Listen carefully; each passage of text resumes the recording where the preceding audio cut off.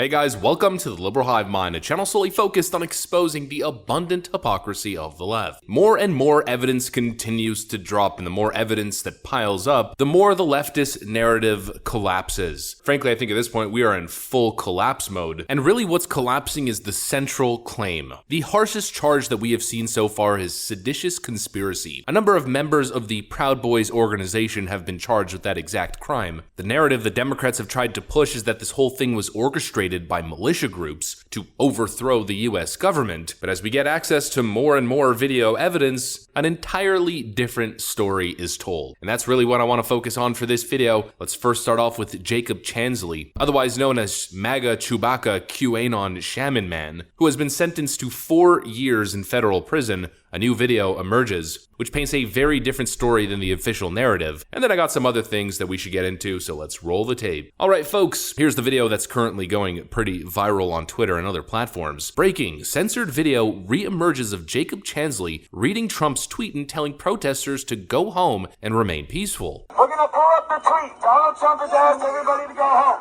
Donald Trump, quote, I am asking for everyone in the U.S. Capitol to remain peaceful, no violence. Remember, we are the party of law and order. Respect our law enforcement, and men and women in blue. Just back it up, guys. Just back it up. We're not Antifa. We are not Antifa. We will abide, but we want to be heard. This is the people's house. Back it up.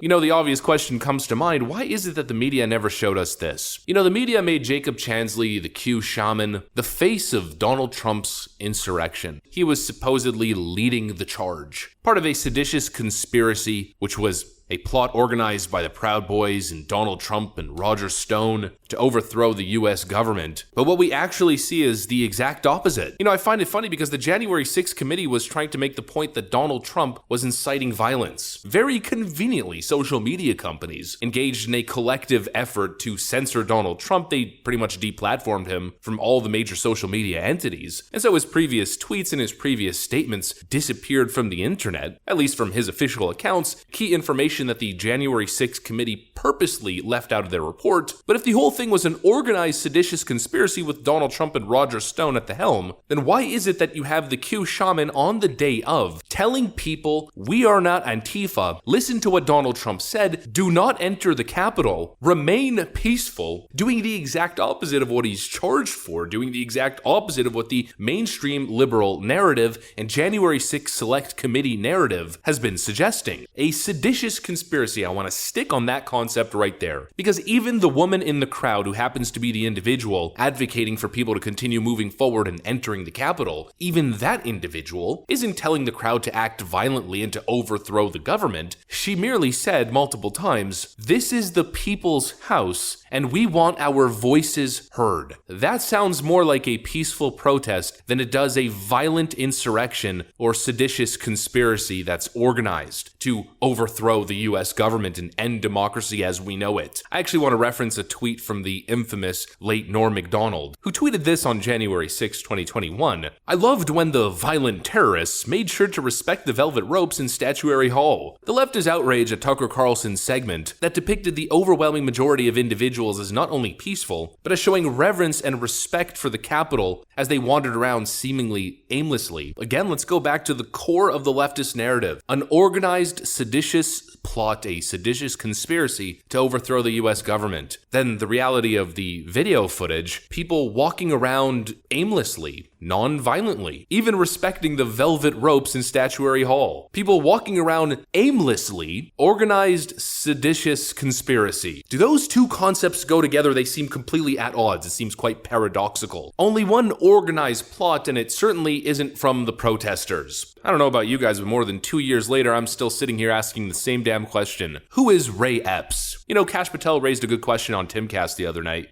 Yeah. I'm not saying I know definitively. What I'm saying is a reasonable suspicion is that there were agents. There's a video showing a guy with an earpiece pulling people into the building. All right.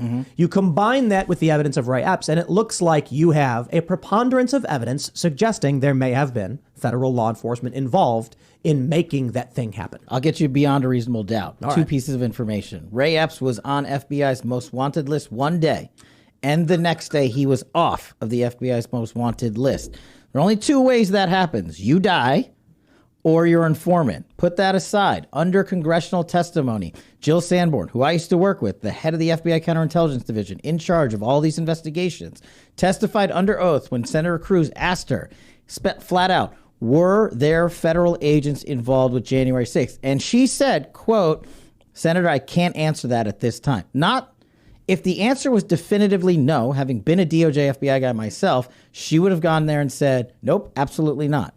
The reason she said I can't answer that is because of the same stonewalling they gave us during Russiagate with Christopher Steele, Halper, and everybody else. It's the same narrative, and I'm telling you they were there.